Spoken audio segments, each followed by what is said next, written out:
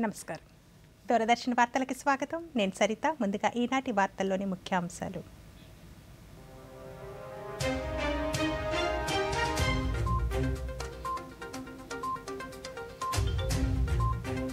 పర్యావరణ పరిరక్షణకు ప్రతి ఒక్కరూ పాటుపడాలన్న సుప్రీంకోర్టు ప్రధాన న్యాయమూర్తి ఢిల్లీలో చేపట్టిన వన మహోత్సవంలో మొక్కలు నాటిన జస్టిస్ బిఆర్ గవాయ్. రేపటి నుంచి ప్రారంభం కానున్న పార్లమెంటు వర్షాకాల సమావేశాలు. ఈ నెల 23 నుండి బ్రిటన్, మాల్దీవుల్లో పర్యటించనున్న ప్రధానమంత్రి నరేంద్ర మోదీ. విజయవాడ ఇంద్రకీలాద్రిపై ఘనంగా ఆషాఢసారి ఉత్సవాలు. భక్తుల రద్దీ కారణంగా అందరికీ ఉచిత దర్శనం కల్పించిన అధికారులు.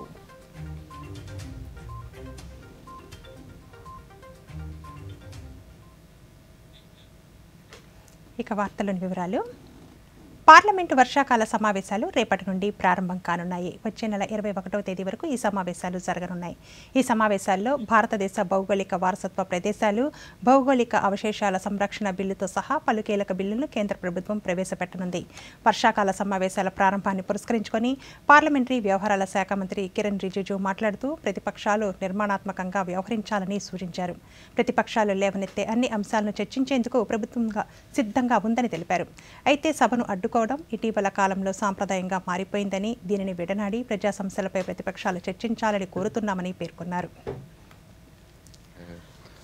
और जन विश्वास बिल है, एजुकेशन का कई महत्वपूर्ण बिल्स हैं जो इस मानसून सत्र में आने वाले हैं. हमने पार्लियामेंट्री अफेयर्स मिनिस्ट्री के माध्यम से एक ई विधान कार्यक्रम हम लोग चला रहे हैं.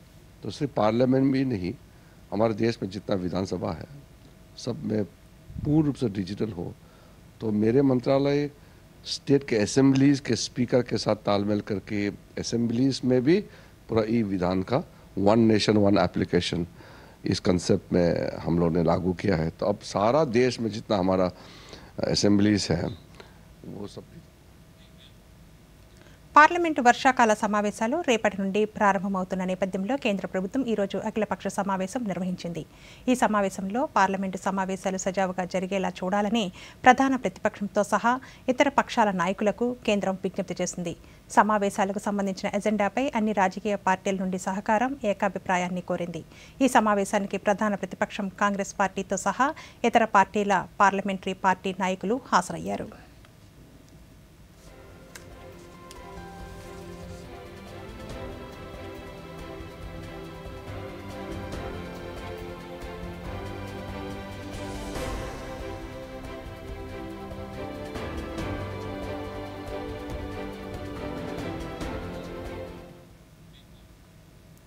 పర్యావరణ పరిరక్షణలో భాగంగా ప్రతి ఒక్కరూ మొక్కలు నాటాలని సుప్రీంకోర్టు ప్రధాన న్యాయమూర్తి జస్టిస్ బిఆర్ గవాయ్ సూచించారు. ఢిల్లీ ప్రభుత్వం ఆధ్వర్యంలో చేపట్టిన వన మహోత్సవం కార్యక్రమంలో సుప్రీంకోర్టు ప్రధాన న్యాయమూర్తితో సహా ఇతర న్యాయమూర్తులు పాల్గొని మొక్కలు నాటారు. సుప్రీంకోర్టు ప్రధాన న్యాయమూర్తి జస్టిస్ భూషణ్ రామకృష్ణ గవాయ్, న్యాయమూర్తులు జస్టిస్ సూర్యకాంత్ శర్మ, జస్టిస్ విక్రమ్నాథ్తో సహా పలువురు ఈ కార్యక్రమంలో పాల్గొన్నారు. ఈ సందర్భంగా ప్రధాన న్యాయమూర్తి జస్టిస్ బిఆర్ గవాయ్ మాట్లాడుతూ వాతావరణ మార్పులను తట్టుకునేందుకు పర్యావరణ పరిరక్షణకు మొక్కలు నాటడం కీలకమన్నారు. తల్లి పేరుతో ఒక మొక్క కార్యక్రమం కింద ప్రతి ఒక్కరూ మొక్కలు నాటడాన్ని ఒక సాంప్రదాయంగా భావించాలని సూచించారు. కాగా సుప్రీంకోర్టు న్యాయమూర్తులు మొక్కలు నాటడం పట్ల ప్రధానమంత్రి నరేంద్ర మోదీ హర్షం వ్యక్తం చేశారు. పర్యావరణ పరిరక్షణకు సుప్రీంకోర్టు న్యాయమూర్తులు ముందుకు రావడం సంతోషకరమని పేర్కొన్నారు. ఈ పరిణామం ఎంతో మందికి స్ఫూర్తినిస్తుందన్నారు. तथा इस देश को और हरा बनाने में एक महत्वपूर्ण ऐसा योगदान रहा हुआ है.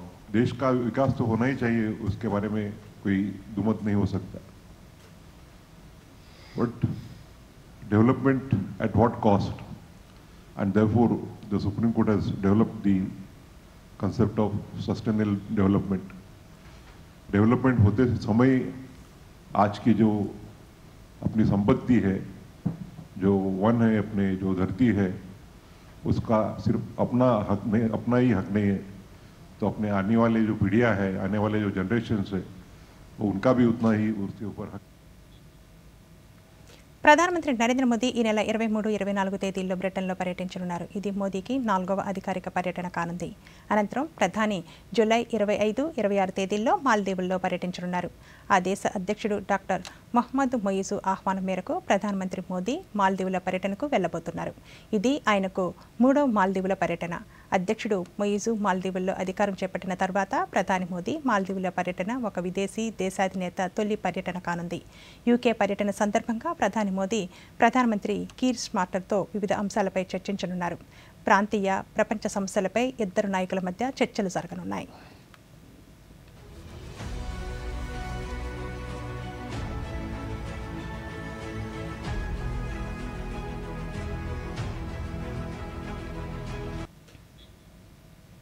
దివ్యాంగులకు సేవ చేయాల్సిన బాధ్యత ప్రభుత్వంపై ఉందని, దానికి అనుగుణంగా దివ్యాంగులకు వైద్య పరీక్షలు చేసి ఉపకరణాలు ఇచ్చే కార్యక్రమం నిర్వహిస్తున్నట్లు కేంద్ర ఉక్కు, భారీ పరిశ్రమల శాఖ సహాయ మంత్రి భూపతి శ్రీనివాస్ వర్మ తెలిపారు.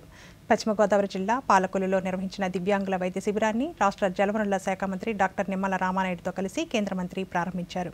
ఈ సందర్భంగా శ్రీనివాస్ వర్మ మాట్లాడుతూ, ఏడాది కాలంలో దివ్యాంగులకు 2 కోట్ల రూపాయలు విలువైన ఉపకరణాలు అందించేందుకు చర్యలు తీసుకుంటున్నామన్నారు.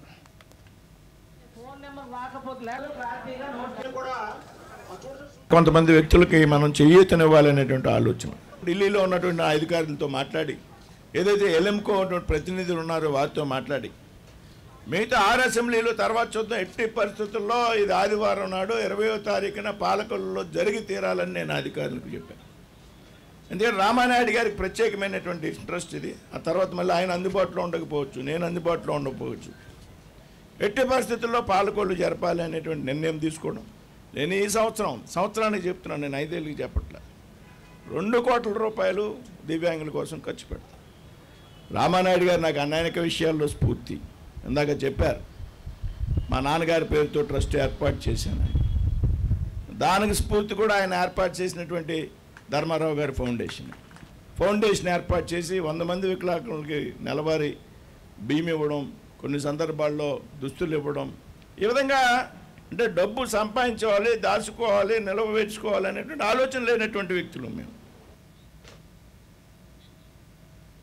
గత వైఎస్ఆర్సీపీ ప్రభుత్వ హయాంలో ప్రజారోగ్యాన్ని పణంగా పెట్టి జేబులు నింపుకున్న వారికి చట్టపరంగా శిక్ష పడేలా ప్రభుత్వం చర్యలు తీసుకుంటుందని రాష్ట్ర వైద్య ఆరోగ్య శాఖ మంత్రి సత్యకుమార్ యాదవ్ అన్నారు. గుంటూరులో ఆయన మీడియాతో మాట్లాడుతూ, వైఎస్ఆర్ ప్రభుత్వ హయాంలో కొందరు నేతలు ప్రభుత్వ ఖజానాను కొల్లగొట్టి లక్షలాది మంది ప్రజలు అనారోగ్యం పాలయ్యేలా చేశారన్నారు. కూటమి ప్రభుత్వం అటువంటి వారిని ఉపేక్షించదని తెలిపారు. డాక్టర్లు అని చెప్తే ఇవాళ 84% పెరిగిందని. అయినప్పటికీ కూడా ఏదన్నా మీడియా ద్వారా మా దృష్టికి వచ్చినప్పుడు వాటి మీద చర్యలు తీసుకుంటున్నాం. ఎఫ్ఆర్ఎస్ సిస్టమ్ పెట్టడమే కాకుండా సెకండరీ హెల్త్లో ఎవరు ఉండబోతున్నారు, ఎవరికి సంబంధాలు ఉన్నాయో ఏపీ లిక్కర్లో గతంలో వాళ్ళ ఖజానా నింపుకోవడం కోసం ప్రజల ఆరోగ్యంతో ఆటలాడి ప్రజల్ని ఒక దుర్భర పరిస్థితుల్లోకి నెట్టివేసిన ప్రతి ఒక్కరూ కూడా వాళ్ళ ఖజానా నింపుకోవడం కోసం వారందరూ ఖచ్చితంగా చట్టపరిధిలో శిక్ష అనుభవించాల్సిందే. ఎవరికొరికి లింకులు ఉన్నాయనే విషయం బయట ఇప్పటికే ఛార్జ్షీట్లో చాలా వరకు ప్రస్తావించారు. 2 తెలుగు రాష్ట్రాలు ప్రజలు ఒకే రాష్ట్రంగా ఉన్నాం. ఇప్పుడు విడిపోయాం. ఇద్దరి అవసరాలు, రైతులకు అవసరాలు, సాగునీటి అవసరాలు, తాగునీటి అవసరాలు తీర్చుకోవడం కోసం ఒకరితో ఒకరు సహకరించుకోవాలి. తద్వారా వాళ్ళకు వచ్చే నష్టం ఏం లేదు. ఎందుకంటే సగటున 1500 నుంచి 2000 దాకా టీఎంసీలు సముద్రంలోకి పోతున్నాయి. ఆ మిగులు జలాల్ని, వరద జలాలనే మేము వాడుకుంటామని ఆంధ్ర రాష్ట్రం చెప్తా ఉంది. దాంట్లో ఎటువంటి అభ్యంతరాలు ఉండాల్సిన అవసరం లేదు. ప్రజల్లో వ్యతిరేకత వస్తున్న క్రమంలో ఇటువంటి ఎమోషనల్ ఇష్యూస్ తీసుకోవడం మంచిది కాదు. అది కాంగ్రెస్కు ముందు నుంచి అలవాటు. రాజధాని అమరావతి నిర్మాణ పనులకు వర్షాల వల్ల జాప్యం జరగకుండా ప్రణాళికబద్ధంగా ముందుకు వెళ్లాలని రాష్ట్ర పురపాలక శాఖ మంత్రి పొంగూరు నారాయణ అధికారులను ఆదేశించారు. విజయవాడలోని సిఆర్డీఏ కార్యాలయంలో అమరావతి నిర్మాణ పనుల పురోగతిపై మంత్రి సమీక్ష నిర్వహించారు. భవనాల నిర్మాణాలు, రోడ్లు, ఇతర పనుల వివరాలు అడిగి తెలుసుకున్నారు.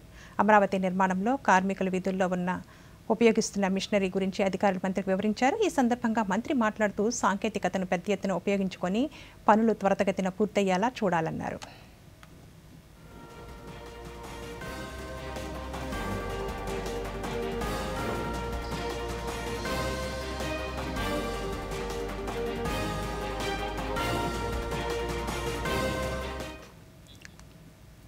కర్నూలులోని Indian institute of information technology design and manufacturing సంస్థ 7వ స్నాతకోత్సవ వేడుకలు ఈరోజు ఘనంగా జరిగాయి. ఈ వేడుకలకు ఇస్రో చైర్మన్ నారాయణ్ ముఖ్య అతిథిగా పాల్గొని ప్రతిభావంతులకు పట్టాలను, మెడల్స్ను ప్రదానం చేశారు. అనంతరం ఇస్రో చైర్మన్ మీడియాతో మాట్లాడుతూ విద్యార్థులు కష్టపడి చదువుకుంటే దేశంలో వారికి ఉజ్వల భవిష్యత్తు ఉందన్నారు. వికసిత భారత నిర్మాణంలో యువత భాగస్వామ్యులు అవ్వాలని పిలుపునిచ్చారు.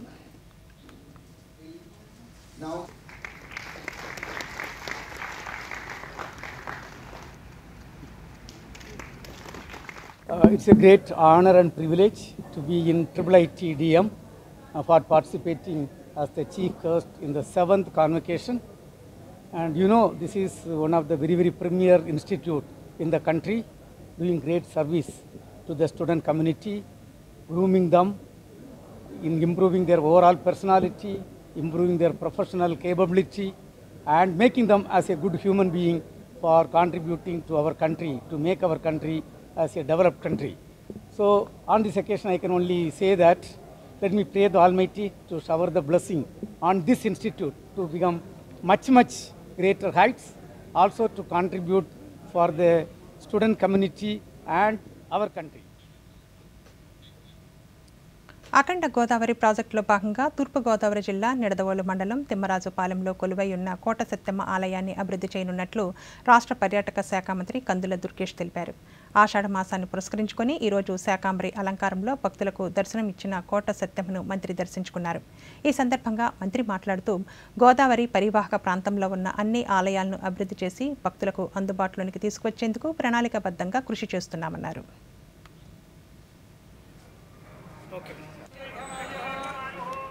ఈరోజు శాకాంబరీ దేవిగా అలంకరణతోటి భక్తులందరికీ కూడా ఆశీర్వాదం అందిస్తున్నటువంటి శుభ సందర్భంలో అమ్మవారిని దర్శించుకుని ఈ ప్రాంత ప్రజల్ని, ఈ రాష్ట్రాన్ని సుభిక్షంగా ఉంచమని చెప్పి మనస్ఫూర్తిగా కోరుకోవడం జరిగింది. ముఖ్యంగా వేలాది మందిగా తరలివచ్చేటువంటి భక్తులందరికీ కూడా సంపూర్ణమైనటువంటి ఆయురారోగ్యాలని ప్రసాదించాలని అమ్మవారిని కోరుకోవడం జరిగింది. ఇవాళ ఈ పరిసర ప్రాంతాల్లో కోట సత్తెమ్మ తల్లి వారి ఆలయం ఎంత ప్రసిద్ధిగాంచిందో మన అందరికీ తెలుసు.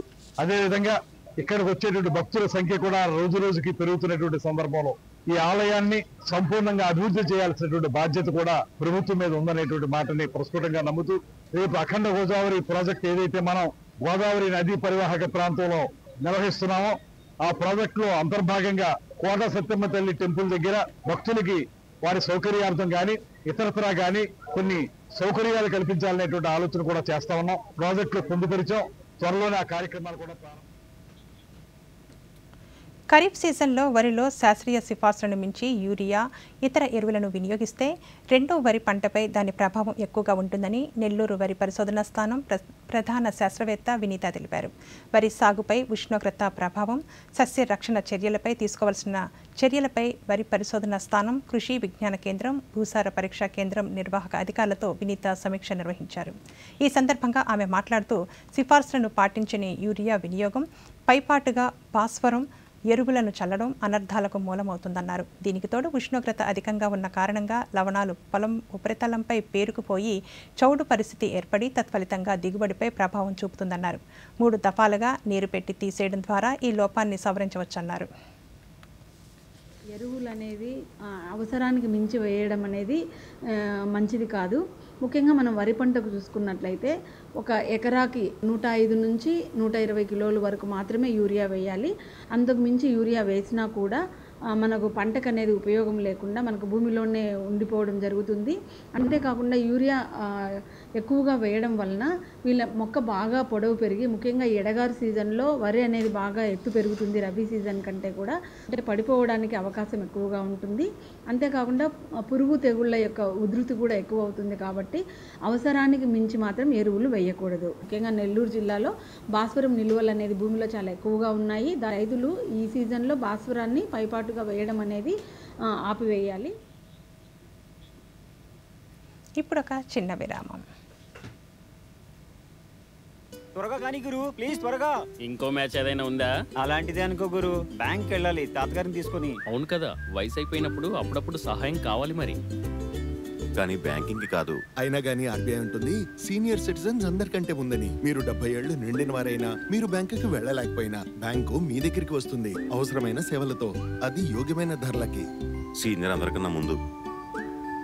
ఆర్బీఐ అంటుంది విషయాలు తెలుసుకోండి, జాగరూకంగా ఉండండి. जन जन का रखे ध्यान, टीबी मुक्त भारत अभियान। इस अभियान का नारा टीबी संबंधित भेदभाव को मिटाओ, देश को टीबी मुक्त बनाओ। एक्टिव टीबी रोगी के करीबी संपर्क में आने से टीबी फैल सकता है, लेकिन नियमित उपचार शुरू होते ही टीबी रोगी से दूसरों में बीमारी का संक्रमण बंद हो जाता है। यहाँ तक कि सिर्फ हाथ मिलाने या टीबी रोगी के साथ समय बिताने से टीबी नहीं फैलता।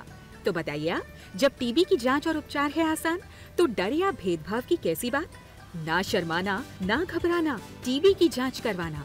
टीबी के लक्षण होने पर तुरंत अपने नजदीकी निजी या सरकारी अस्पताल या आयुष्मान आरोग्य मंदिर में जाएं। इस संदेश को औरों तक पहुंचाकर आइए टीबी को जड़ से मिटाएं। हमें इन मरीजों को ज्यादा से ज्यादा जागरूक करने पर भी उतना ही ध्यान देना होगा। डाउनलोड करें टीबी आरोग्य साथी ऐप। स्वास्थ्य एवं परिवार कल्याण मंत्रालय द्वारा जनहित में जारी।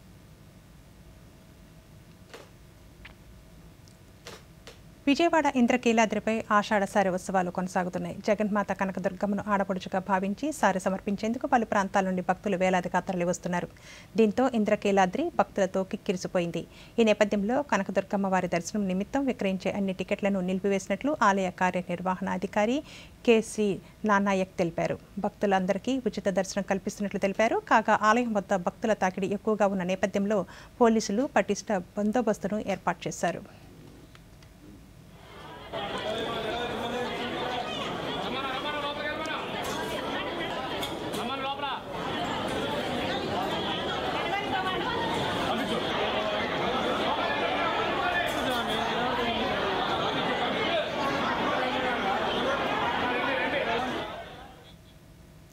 తెలంగాణ రాజధాని హైదరాబాద్తో సహా సికింద్రాబాద్లో ఆషాఢ బోనాల ఉత్సవాలు వైభవంగా కొనసాగుతున్నాయి.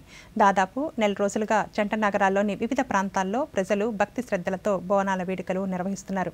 గత వారం ప్రతిష్టాత్మక ఉజ్జయిని మహంకాళి అమ్మవారి బోనాల వేడుకలు పూర్తయ్యాయి. తాజాగా పాతబస్తీ సింహవాహిని అమ్మవారి బోనాలకు ఏర్పాట్లు పూర్తయ్యాయి. బోనాలకు సంబంధించి ఎలాంటి ఇబ్బందులు లేకుండా ప్రభుత్వం అన్ని ఏర్పాట్లు చేసింది.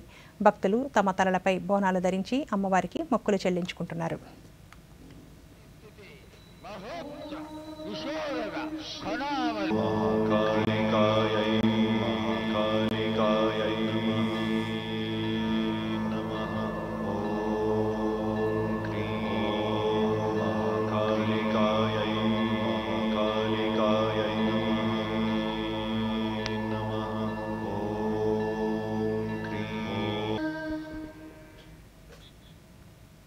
వ్యాపారం, వాణిజ్యం, కళలు వంటి అన్ని రంగాల్లో ప్రత్యేక గుర్తింపు కలిగిన విజయవాడలో పేద కుటుంబాల పిల్లలు బాగా చదువుకొని ఉన్నతంగా ఎదగడానికి స్వచ్ఛంద సంస్థల ముందుకు రావడం ఎంతో సంతోషంగా ఉందని ఎన్టీఆర్ జిల్లా కలెక్టర్ డాక్టర్ లక్ష్మీషా తెలిపారు. విజయవాడలో ఆంధ్ర మోటార్స్ మర్చెంట్స్ అసోసియేషన్ అమ్మ ఆధ్వర్యంలో 408 మందికి 16,50,000 రూపాయల ఉపకార వేతనాలు పంపిణీ చేశారు. ఈ సందర్భంగా కలెక్టర్ మాట్లాడుతూ P4 విధానంలో 300 బంగారు కుటుంబాలకు మార్గదర్శకులుగా ఉండేందుకు అమ్మ అసోసియేషన్ ముందుకు రావడం పలువురికి స్ఫూర్తినిస్తుందని తెలిపారు. అలాగే నా ఒక సౌభాగ్యంగా నేను భావిస్తున్నాను. ఇంత మంచి జిల్లాలో పనిచేసే అవకాశం నాకు వచ్చినందుకు నేను ఒక అదృష్టంగా భావిస్తూ Andhra motor merchants association executive committee members అలాగే ప్రెసిడెంట్స్ వీళ్ళు వచ్చి నేను కలిసినప్పుడు మేము ఈ గవర్నమెంట్ ఆఫ్ ఆంధ్రప్రదేశ్ ద్వారా P4 కార్యక్రమం అమలు చేస్తున్నాం కాబట్టి దాంట్లో డిస్కస్ చేస్తుంటే వాళ్ళే చెప్పారు, సార్ మేము ఆల్రెడీ కార్యక్రమం చేస్తున్నాం సార్, అంటే ఏంటి చెప్పండి అని చెప్తే వాళ్ళు చెప్పారు, ఇలాగా ఏదైతే మీ దగ్గర పనిచేసిన స్టాఫ్ ఉన్నారో వాళ్ళ పిల్లలు చెప్తున్న ప్రతి ఒక్కరికి స్కాలర్షిప్ ఇస్తున్నాం సార్ అని. P4 కార్యక్రమంలో కూడా గౌరవ ముఖ్యమంత్రి వాళ్ళు కూడా అదే కోరుతూ ఉండేది. ఎవరైతే చదవాలనుకుంటున్నారో, వాళ్ళకి స్తోమత లేదో, మంచి మంచి ఆశలు పెట్టుకున్నారో, ఆకాశాన్ని మనం తాకాలనుకుంటున్నారు చదివి, వాళ్ళకి సపోర్ట్ చేయడమే పెద్ద సపోర్ట్. మనం ఇచ్చే ఒక సహకారం ఫ్రీ ఆఫ్ కాస్ట్ వాళ్ళకి మెడికల్ ఎయిడ్ ఏంటి, టెస్ట్లు అయితేనేంటి, హాస్పిటల్లో పెట్టిస్తున్నాము, వాళ్ళకి చదివిస్తున్నాము. కరోనా టైంలో అలాగే మనం జరిగిన ఫ్లడ్ టైంలో కూడా చాలా వరకు అమ్మ ద్వారా చాలా హెల్ప్ చేసాం సార్. చాలా ఆనందం అనిపించింది. అప్పుడే చెప్పాను, ఏదైనా నెక్స్ట్ ప్రోగ్రామ్ ఉంటే చెప్పండి, నేను వస్తాను ఒకసారి అని. తిరుపతి జిల్లా ఎర్పేడులోని భారతీయ సాంకేతిక విజ్ఞాన సంస్థ ఐఐటి 7వ స్నాతకోత్సవం ఈరోజు ఘనంగా జరిగింది. JSW group chairman Sajjan Jindal, IIT director K N సత్యనారాయణలు ముఖ్య అతిథులుగా పాల్గొని విద్యార్థులకు పట్టాలను ప్రదానం చేశారు. వివిధ కోర్సుల్లో పీజీ, పీహెచ్డీలు పూర్తి చేసిన 418 మంది విద్యార్థులు పట్టాలను అందుకున్నారు. ఐఐటిలో ఉన్నత విద్యను పూర్తి చేసిన విద్యార్థులు ఉన్నత శిఖరాల వైపు అడుగులు వేయాలని ఈ సందర్భంగా వక్తలు ఆకాంక్షించారు. About 23.7% of the total student enrollment across various programs. During the last year, the institute has taken various initiatives on the academic front. Students were admitted to newly interdisciplinary program in engineering physics, coordinated by the Department of Physics and Department of Electrical Engineering. We also introduced a cross-disciplinary MTech program in data science and artificial intelligence, both in regular and sponsorship mode, and an MSc in mathematics program. MTech in advanced energy storage technology under industry-sponsored category has also been introduced for the ensuing academic year. To give multidisciplinary experience to all our undergraduate students, 12 minor encompassing the recent technology trends and demands such as artificial intelligence, green and renewable energy, robotics and autonomous systems, environmental management, public policy, etc. for our undergraduate students were introduced. భారతదేశ ప్రాచీన క్రీడగా గుర్తింపు పొందిన చదరంగం కేవలం ఒక క్రీడ మాత్రమే కాదు, విద్య, సమానత్వం, మానసిక బలానికి ప్రతీకగా అభివృద్ధి చెందుతోంది. ఈరోజు అంతర్జాతీయ చెస్ దినోత్సవం సందర్భంగా చదరంగం గురించి కొన్ని ఆసక్తికర విషయాలను తెలుసుకుందాం. ప్రతి సంవత్సరం జూలై 20న అంతర్జాతీయ చెస్ దినోత్సవాన్ని జరుపుకుంటారు. 1924లో అంతర్జాతీయ చెస్ సమైక్యను స్థాపించారు. 2024లో ఈ సంస్థ 100 సంవత్సరాలు పూర్తి చేసుకుంది. ఏటా అంతర్జాతీయ చెస్ దినోత్సవాన్ని పురస్కరించుకొని ప్రపంచవ్యాప్తంగా చదరంగ ప్రేమికులు ఒక పండగ వాతావరణంగా దీనిని నిర్వహించుకుంటారు. ఏటా ప్రత్యేక ఇతివృత్తంలో అంతర్జాతీయ చెస్ దినోత్సవాన్ని నిర్వహిస్తారు. ఈ ఏడాది ప్రతి కదలిక మదింపు అనే ఇతివృత్తంలో చెస్ దినోత్సవాన్ని నిర్వహిస్తున్నారు. జీవితం అనే అద్భుత ప్రయాణాన్ని ప్రతి నిర్ణయం ఎలా ప్రభావితం చేస్తుందో ఈ ఇతివృత్తం కూడా కళ్లకు కనపడుతుంది. 64 గడుల ఈ అద్భుతమైన ఆట మన దేశంలోనే పుట్టింది. చదరంగం అనే ప్రాచీన భారతీయ వ్యూహాత్మక బోర్డు ఆటగా ఇది మొదలైంది. ఇది నేటి ఆధునిక బోర్డ్ గేమ్గా అభివృద్ధి చెంది ప్రపంచవ్యాప్తంగా ప్రజలను ఆకట్టుకుంటుంది. ఈ ప్రపంచ చెస్ విప్లవానికి భారతదేశం కీలక కేంద్రంగా ఉంది. గత సంవత్సరం భారతీయ చెస్ చరిత్ర సృష్టించింది. బుడాపెస్ట్లో జరిగిన 45వ చెస్ ఒలింపియాడ్లో పురుషులు, మహిళల జట్లు 2 బంగారు పతకాలను గెలుచుకున్నాయి. ఇలా పసిడి, స్వర్ణ పతకాలు దక్కించుకోవడం దేశ చరిత్రలో ఇదే తొలిసారి. మన దేశం నుంచి అనేక మంది అంతర్జాతీయ వేదికలపై చెస్లో రాణిస్తున్నారు. తమిళనాడుకు చెందిన యువ చెస్ కిశోరం గుకేష్ దొమ్మరాజు అతి పిన్న వయసులోనే ప్రపంచ చెస్ ఛాంపియన్గా నిలిచారు. దివ్య దేశ్ముఖ్ చెస్ ఒలింపియాడ్లో వ్యక్తిగత బంగారు పతకాన్ని సాధించింది. విజయవాడకు చెందిన చెస్ ఛాంపియన్ కోనేరు హంపి 2వ మహిళల ప్రపంచ ర్యాపిడ్ చెస్ ఛాంపియన్షిప్ను సొంతం చేసుకొని మరో అరుదైన రికార్డు దేశానికి సాధించి పెట్టింది. అంతర్జాతీయ వేదికలపై రాణిస్తున్న చెస్ క్రీడాకారులను కేంద్ర ప్రభుత్వం కూడా సమున్నతంగా గౌరవిస్తుంది. పౌర పురస్కారాలతో వారిని ప్రోత్సహిస్తుంది. 19వ ఆసియా క్రీడలలో భారతదేశ జట్టు విజయంలో కీలక పాత్ర పోషించిన వంటిగా అగర్వాల్కు 2024లో అర్జున అవార్డును అందించింది. గుకేష్కు దేశంలో క్రీడలకు ఇచ్చే అత్యున్నత పురస్కారమైన మేజర్ ధ్యాన్చంద్ ఖేల్ రత్న అవార్డు ఇచ్చిన కేంద్రం చెస్లో మరిన్ని మైలురాళ్లు సాధించేలా ప్రోత్సహించింది. తద్వారా దేశంలో చెస్ను ప్రోత్సహించేందుకు కేంద్ర ప్రభుత్వం ముమ్మరంగా ప్రయత్నిస్తుంది. ఒకరు వేసే తప్పటడుగు వారి చుట్టూ ఉన్న వారిని కాదు, సమాజాన్ని కూడా తీవ్రంగా ప్రభావితం చేస్తుంది. అలాగే జీవితంలో అయినా చదరంగంలో అయినా ప్రతి కదలిక అత్యంత కీలకం. జీవితంలో ఒక తప్పుడు నిర్ణయం తీసుకుంటే దాని పర్యవసనాలు కూడా అంతే తీవ్రంగా ఉంటాయి. చదరంగంలోనూ అంతే. అందుకే చదరంగంలోనే కాదు, జీవితంలోనూ అన్ని అడుగులే పడాలి, మంచి ఎత్తులే వేయాలి. కేంద్ర ప్రభుత్వం అమలు చేస్తున్న పలు పథకాలు పేదల కుటుంబాలకు ఆసరాగా నిలుస్తున్నాయి. వారి జీవితాల్లో పెను మార్పులు కూడా తీసుకొస్తున్నాయి. ఈ క్రమంలో ప్రధానమంత్రి సురక్ష బీమా యోజన కూడా పేదల జీవితాలకు భరోసా కల్పిస్తుంది. డాక్టర్ బిఆర్ అంబేద్కర్ కోనసీమ జిల్లా అమలాపురం రూరల్ మండలం జనుపల్లి గ్రామానికి చెందిన కారెం లక్ష్మి నాగభూషణం దంపతులకు 2 కుమారులు 1 కుమార్తె ఉన్నారు. పిల్లల ముగ్గురికి పెళ్లిళ్లు చేయటంతో ఎవరి కుటుంబాలలో వారు వేరువేరుగా ఉంటున్నారు. ఇక మిగిలింది లక్ష్మి, ఆమె భర్త నాగభూషణం కూలి పనులు చేసుకుని కుటుంబాన్ని పోషిస్తున్నారు. ఓ రోజు అకస్మాత్తుగా విద్యుత్ షాకుతో నాగభూషణం మృతి చెందారు. దీంతో లక్ష్మి ఒంటరయ్యారు. ఈ తరుణంలో ఆ కుటుంబాన్ని కేవలం 20 రూపాయలు కట్టిన ప్రధానమంత్రి జన్ సురక్ష బీమా యోజన పథకం ఆదుకుంది. చనిపోయిన ఇంటి పెద్దను తిరిగి తీసుకురాలేకపోయినా ఆర్థికంగా ఆ కుటుంబానికి ప్రధానమంత్రి జన్ సురక్ష బీమా యోజన పథకం కొండంత అండగా నిలిచింది. ముందు చూపుతో నాగభూషణం చెల్లించిన 20 రూపాయల ప్రధానమంత్రి సురక్ష బీమా యోజన ప్రీమియంతో 2 లక్షల రూపాయలు ఆ కుటుంబానికి అందాయి. ఈ సందర్భంగా లక్ష్మి మాట్లాడుతూ సంవత్సరానికి 20 రూపాయలు చెల్లిస్తే జీవితానికి భరోసా ఉంటుందని, ప్రతి ఒక్కరూ ఈ ప్రధానమంత్రి సురక్ష బీమా యోజన పథకంలో చేరాలని సూచించారు. అందరికీ జరుగుతుంది అలా ప్రమాదం. నాగమూలి 20 రూపాయలు కొట్టుకోండి, మీకు కూడా 2 లక్షలు సాయం చేస్తుంది గవర్నమెంట్. ఈరోజు భారత ప్రభుత్వం వారి ఆదేశాన్ని అనుసరించి మనం జన సురక్ష క్యాంపెయిన్ అంటే సామాజిక భద్రతా క్యాంపెయిన్లు మొత్తం అన్ని గ్రామాల్లోనూ జూలై 1వ తారీఖు నుంచి సెప్టెంబర్ 30వ తారీఖు వరకు మొత్తం భారతదేశం అంతటా నిర్వహిస్తున్నాం. ఈ రెండు ఏంటంటే అతి తక్కువ ప్రీమియం అమౌంట్తో, అంటే ఒకదానికి 20 రూపాయలు, ఒకదానికి 436 రూపాయలు, అంటే మొత్తం సంవత్సరానికి మనం 456 రూపాయలు కనుక మనం జమ చేయగలిగితే ఈ 2 స్కీముల్లో కలిపి మనకి ఏమైనా అనుకోని దుర్ఘటన జరిగి మన ఇంట్లో ఎవరైనా కాలం చేస్తే 4 లక్షల రూపాయలు, 2 లక్షల ప్రమాద బీమా తరపున, 2 లక్షల మామూలు మరణం తరపున 4 లక్షల రూపాయలు ఆ కష్టకాలంలో ఉన్న కుటుంబానికి నామినీకి అందజేయడం జరుగుతుంది. జాతీయ స్థాయిలో 1 డిస్ట్రిక్ట్ 1 ప్రోడక్ట్ కేటగిరీలో వ్యవసాయ రంగానికి సంబంధించి శ్రీకాకుళం జిల్లా జీడిపప్పుకు అవార్డు లభించింది. ఈ నేపథ్యంలో జిల్లాలో జీడిపప్పు ఉత్పత్తులు గణనీయంగా పెంచేందుకు చర్యలు చేపట్టామని శ్రీకాకుళం జిల్లా కలెక్టర్ స్వప్న ఎల్ దినకర్ పుణ్కర్ తెలిపారు. శ్రీకాకుళం కలెక్టర్ కార్యాలయంలో ఈరోజు ఆయన మీడియాతో మాట్లాడుతూ కేంద్ర ప్రభుత్వ సహకారాన్ని తీసుకొని కేంద్ర వ్యవసాయ మంత్రిత్వ శాఖ ఆధ్వర్యంలో సెంటర్ ఫర్ ఎక్సలెన్స్ కింద మందస మండలంలో ఒక ప్రాసెసింగ్ యూనిట్ను ఏర్పాటు చేయడానికి సన్నాహాలు జరుగుతున్నాయన్నారు. Ministry of commerce and industries తరఫున ఒక 1 డిస్ట్రిక్ట్ 1 ప్రొడక్ట్ ODOP ఈ స్కీమ్ కింద మన శ్రీకాకుళంలో ఉన్న ఉద్దానం ఏరియాలో ఉన్న జీడిపప్పు అంటే క్యాష్యూ కర్నల్స్ అంటాం, దీనికి అవార్డు వచ్చింది. ఇది అగ్రికల్చర్ కేటగిరీలో బ్రాంజ్ అవార్డు మనకి రావడం జరిగింది. చాలా హిమాలయ సానువుల్లో కొలువైన ప్రపంచ ప్రఖ్యాత అమర్నాథ్ యాత్ర ప్రశాంతంగా కొనసాగుతుంది. ఈ నెల 3వ తేదీన ప్రారంభమైన యాత్రలో ఇప్పటివరకు 2,73,000 మంది భక్తులు సహజ సిద్ధంగా ఏర్పడే హిమలింగాన్ని దర్శించుకున్నారు.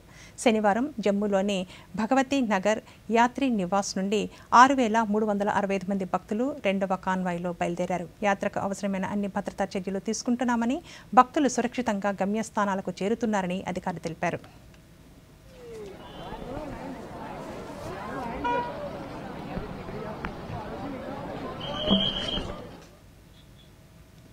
ఆధార్ కార్డుల్లో కీలక మార్పు చేసినట్లు భారత విశిష్ట గుర్తింపు ప్రాధికార సంస్థ UIDAI పేర్కొంది.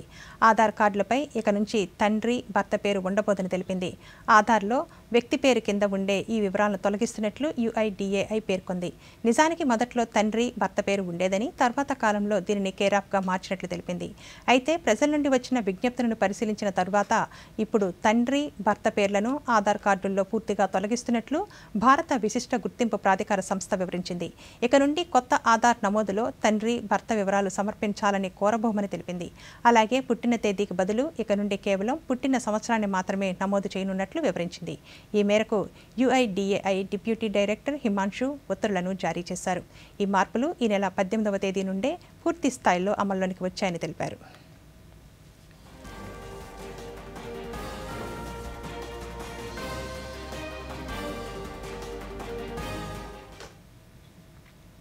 ప్రధానమంత్రి నరేంద్ర మోదీ తన మనసులోని భావాలను దేశ ప్రజలతో పంచుకునే మన్ కీ బాత్ కార్యక్రమం 124వ సంచిక ఈ నెల 27వ తేదీ ఆదివారం ఉదయం 11 గంటలకు ప్రసారమవుతుంది. ప్రజలు తమ అభిప్రాయాలను నమో యాప్ ద్వారా కానీ స్వర సందేశాలనైతే 1800117800 నెంబర్కు ఈ నెల 25వ తేదీలోగా పంపవచ్చు. అలాగే www.mygov.in వెబ్సైట్ ద్వారా కానీ 1922 నెంబర్కు మిస్డ్ కాల్ ఇవ్వడం ద్వారా తిరిగి మన మొబైల్కు వచ్చే సంక్షిప్త సందేశంలోని లింక్ ద్వారా కూడా అభిప్రాయాలను తెలియజేయవచ్చు. ఆకాశవాణి సమన్వయంతో దూరదర్శన్ ఛానళ్లు మన్ కీ బాత్ కార్యక్రమాన్ని ప్రసారం చేస్తాయి. ఈ కార్యక్రమ తెలుగు అనువాదం వెనువెంటనే దూరదర్శన్ సప్తగిరిలో ప్రసారమవుతుంది.